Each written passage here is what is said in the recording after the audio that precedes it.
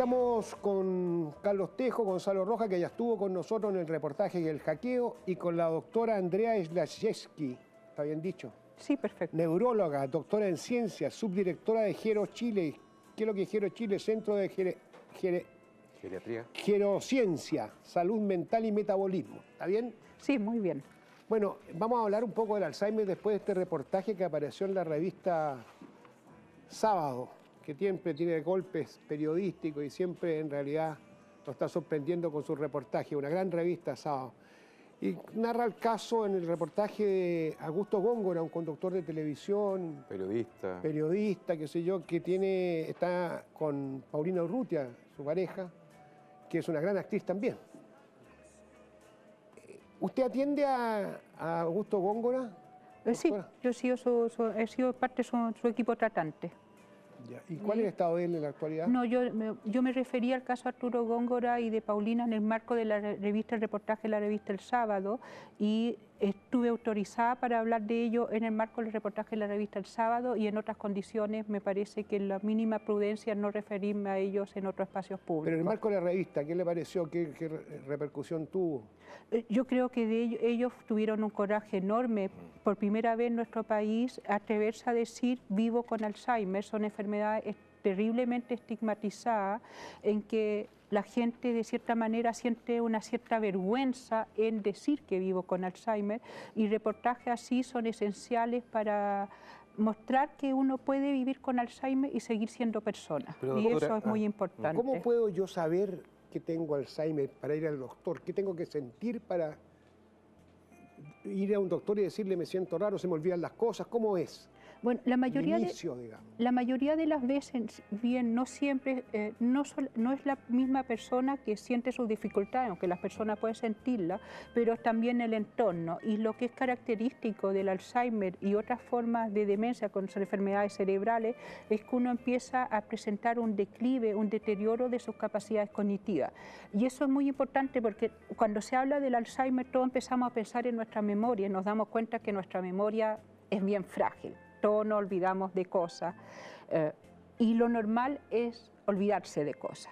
Pero la característica del Alzheimer propiamente tal, que esos olvidos que son parte de lo cotidiano, se empiezan a hacer cada vez más frecuentes y se empiezan a hacer a diario. Y no solamente son diarios, sino que representan un aumento significativo en relación a los olvidos de antes y empiezan a impactar el diario vivir. Pero al final es terrible, doctora, porque al final no conocen a nadie. Yo creo que todo depende cómo uno define la palabra terrible y cómo uno se define. No son enfermedades fáciles, ninguna enfermedad... Muy amigable. Bueno, para allá. Es difícil entonces, sí. Porque se le olvida todo, no conocen a las personas. Sí, yo no quiero minimizar lo que significa vivir con Alzheimer. En ningún caso quiero decir que es entretenido y bueno vivir con Alzheimer, y en ningún caso, pero creo que también un poco parte de la enseñanza de estas enfermedades es que hay que vivir con enfermedades que comprometen nuestro cerebro. Es difícil, pero no hay que pensar que es un drama inconmensurable. Una última pregunta, para que los demás participantes tengan también la posibilidad de preguntar.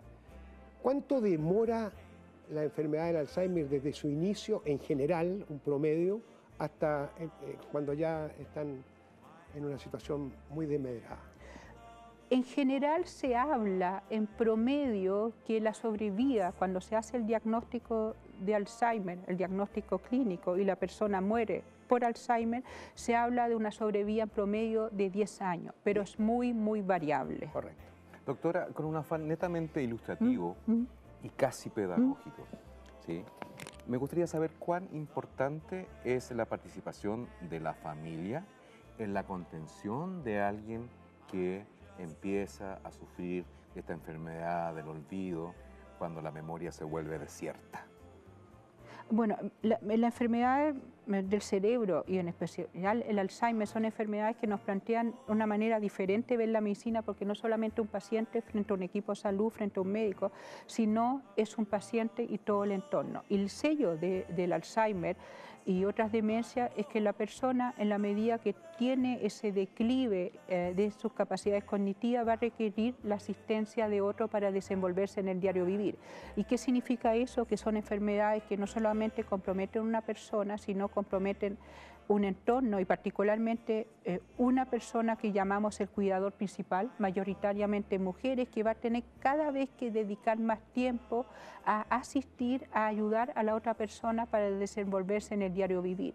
Y es obvio que es una tarea ardua para la cual no estamos preparados y que si no consideramos en la atención tanto al paciente como al cuidador, ese cuidador va a empezar a tener impactos negativos en su salud, porque hacerse cargo, acompañar a una persona con Alzheimer no es fácil y hay que prepararse, hay que darse el tiempo y también hay que descansar.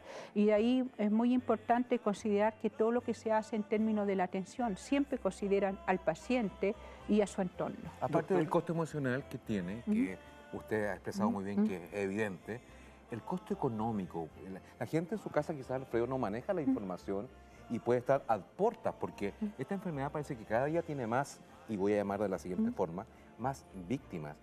¿Es una enfermedad cara? ¿A dónde uno puede acudir, especialmente aquellas familias que no tienen todos los recursos materiales para tratar de llevar esta enfermedad dentro de un marco armonioso?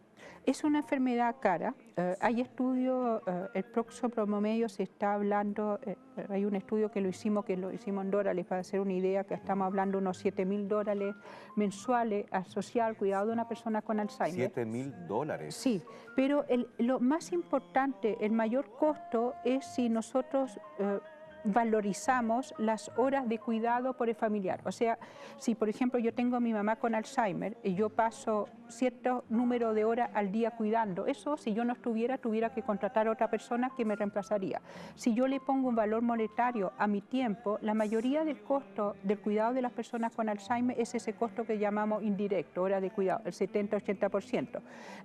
Esto es muy diferente de otros países desarrollados, que la proporción de costo, el costo indirecto versus el costo por ir al médico, comprar medicamentos, es diferente. En otros países aproximadamente 50-60% el costo por acceder a servicios de salud o a cuidadores profesionales. ¿Y qué nos está reflejando? Que la mayoría del costo en Chile es el costo indirecto, que finalmente no estamos prestando a una atención de salud, no estamos ayudando como país de manera importante a las personas con Alzheimer. Ahora no estamos ayudando. Estamos más bien... llamado ese. Sí, pero estamos empezando a ayudar. Estamos empezando a ayudar y en ese sentido como país nos podemos felicitar que en 2017 el Ministerio de Salud implementó el Plan Nacional de Demencia, que es una política pública desde el Ministerio de Salud para ayudar a las personas con demencia. Actualmente está implementado básicamente en 3 regiones del país y esperamos que se siga extendiendo.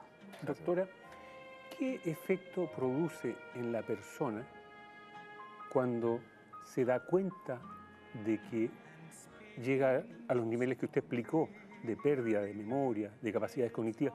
¿Qué pasa con la persona cuando se da cuenta y cuando va al médico y le dan el diagnóstico? Bueno, ahí hay una cosa que hacen que estas enfermedades sean un poquito bizarra de cierta manera, porque no solamente las personas pierden su memoria, pero en muchos casos también de cierta manera se daña nuestra capacidad de darnos cuenta. O sea, nuestro cerebro no solamente nos permite memorizar, nos permite interactuar, hablar, pero también nuestro cerebro es el órgano fundamental que nos permite vernos y saber cómo estamos. Y frecuentemente en el Alzheimer hay una pérdida de la autoconciencia. De cierta manera yo les digo a mis pacientes que me dice que yo me estoy olvidando, pero yo no noto que me olvido, es que yo me olvido de que me olvido. Eso hace que las personas piensan que minimizan, que niegan. No es que minimicen ni niegan, sino no son capaces muchas veces de evaluarse y ver sus dificultades. ¿Cuáles son las capacidades cognitivas que se pierden? El Alzheimer existe en múltiples formas, pero la más típica empieza a perderse la memoria. Y después, cuando uno son olvidos que se hacen recurrentes, las personas empiezan a olvidar las conversaciones, se ponen repetitivos, pierden objetos, le cuesta orientarse en lugares no familiares. No sé si vieron la película Still Alice, que es una película de una mujer con Alzheimer, y ahí hay una escena increíble que ella está corriendo y se pierde en un lugar que de hecho ella conocía. Y después se puede alterar el lenguaje, el juicio. Esta falta de autoconciencia evita o disminuye de alguna manera el sufrimiento? No se sabe en verdad. Ahora esa falta de autoconciencia no es todo nada. En esta enfermedad y ninguna enfermedad todo es nada. Uno ve que las personas en momentos no se dan cuenta, en otros momentos se dan, da la impresión que quizás sí, pero es variable. Las cosas no es que siempre uno pierda la conciencia y muchas veces son los mismos pacientes, sobre todo en etapas iniciales, que consultan. ¿El Alzheimer se da más en hombres o en mujeres? No hay un riesgo asociado al sexo muy significativo, pero como las mujeres vivimos más y el principal factor de riesgo es la edad, aunque no son una enfermedad... ¿A qué edad se da? Se da sobre todo, en fondo, se pueden dar incluso muy joven, hay casos de 40, 50 años, pero a mayor edad más posibilidades. Y hablamos que sobre los 65 años se habla de un 5% de la población y sobre los 80 años 40% de la población de Alzheimer y otras demencias. Y como decía, como las mujeres vivimos más, hay más mujeres para tener. Pero ahí hay una cosa muy importante que hay que saber. Envejecer no significa que yo voy a tener Alzheimer y otras demencias. Fondo, la mayoría de las personas envejecen sin demencia, son una patología. Y el otro elemento muy importante es que la mayoría de las personas envejecen sin un cambio muy... Obviamente cuesta hacer más cosas, pero no hay un deterioro significativo de la memoria. Cuando una persona de edad empieza a presentar un deterioro significativo de su memoria, hay que consultar porque es una patología y hay que estudiarlo. Doctora, las personas que yo he conocido con Alzheimer son personas que durante su vida de adulta y profesional han estado siempre vinculados a los libros, de estudiar. El caso de la señora Yolanda Montesino, mi primera jefa, el caso de Augusto Góngora. ¿Tiene alguna relación o no el hecho de que tanto trabajo intelectual hace que sea más posible el hecho de que se gatille esta enfermedad del olvido? Más bien lo contrario, yo creo que ahí hay lo que llama un sesgo de que probablemente... Es como a partir de los dos casos, sí, claro, sí. estoy induciendo de casos particulares, sí. capaz que intento establecer un principio general, pero ¿es al revés? Entonces? Es al revés. Fondo, hay un concepto que nosotros llamamos el concepto de reserva cognitiva. Si vemos nuestro cerebro como una gran pelota y la experiencia de vida, la educación permite que nuestra pelota esté más inflada. Y a mayor nivel educacional, mientras más mantenerse activo, menos posibilidad de tener demencia. ¿Cuál es el tratamiento que se sigue a una persona que se le diagnostica definitivamente que tiene Alzheimer? Hay acá una cosa muy importante. En el día de hoy no hay cura. No hay nada, ningún medicamento que yo pueda tomar para detener o eliminar la enfermedad. Pero la ausencia de cura no significa ausencia de tratamiento. Y se sabe que hay montones de cosas que se pueden hacer para aprender a vivir mejor con la enfermedad, mejorar la calidad de vida, tanto del paciente como su entorno. Y en ese sentido yo quizá me gusta referirme al Plan Nacional de Demencia porque el Plan Nacional de Demencia en Chile está pensado en que equipos multidisciplinarios en cuales intervengan psicólogos, terapeuta ocupacional, fonoaudiólogos, médicos, en conjunto trabajen viendo cuáles son las problemáticas de las personas y cómo uno puede educarlos y ayudarlos a mantenerse funcionalmente el mayor tiempo posible y también cómo uno puede ayudar a que el entorno entienda la enfermedad y no tenga consecuencias negativas. Por ejemplo, nosotros dentro del Plan Nacional de Demencia se instaló, tuvimos la suerte que en el hospital que yo trabajo, en el Hospital Salvador, hay una de las primeras unidades de memoria del Plan Nacional de Demencia y que está funcionando desde el año pasado y a mí como médico neurólogo significó un cambio radical en mis condiciones de trabajo porque de trabajar sola frente a un paciente ahora somos todo un equipo en que ayudamos a las personas a vivir mejor con la enfermedad. Creo que es muy importante, son enfermedades duras, pero no significa que no hay nada que hacer. Hay mucho que hacer para vivir mejor con la enfermedad y eso no es... ¿Cómo se vive mejor con la enfermedad? Bueno, primero aceptándola.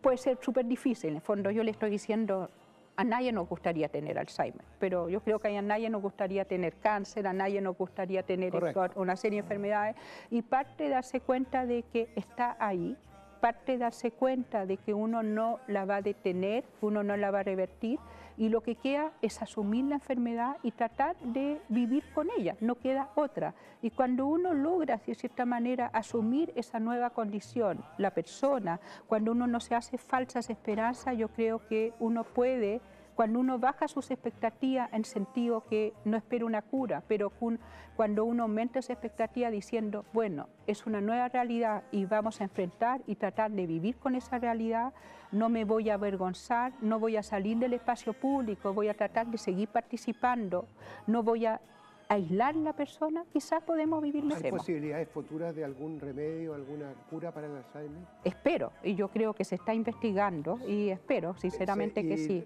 Lo último, ¿está en el auge?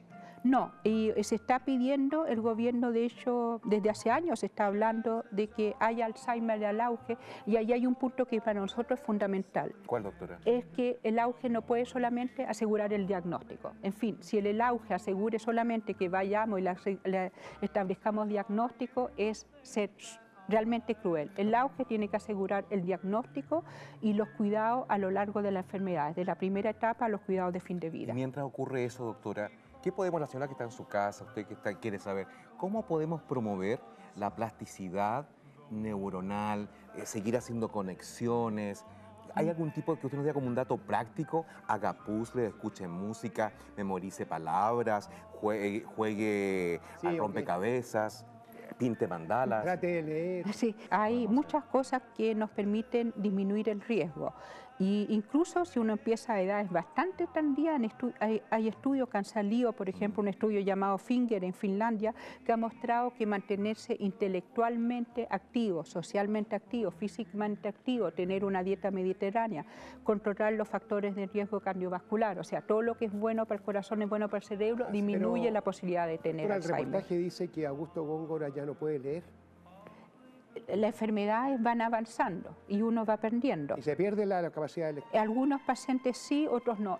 Es una enfermedad extremadamente heterogénea. Perfecto, le quiero agradecer su gentileza. Flores de www. Muchas gracias. Se me cayó el micrófono por quinta vez. Lo tengo aquí en la mano. www.floresadomicilio.cl www.floresadomicilio.cl y un tratamiento de belleza donde Sonia Fernández. Muchas gracias por su gentileza. Muchas gracias. Yo, si me permite, primero agradecerlo por la invitación, y yo creo que también cuando hablamos de esas enfermedades siempre pensamos en salud, siempre pensamos en lo que pueden hacer los otros para nosotros. Yo creo que primero tenemos que pensar nosotros como sociedad qué podemos hacer para no excluir a las personas con Alzheimer del espacio público. Un problema es tan frecuente que nos concierne a toda la sociedad. Muchas gracias. Gracias, Carlos. Gracias.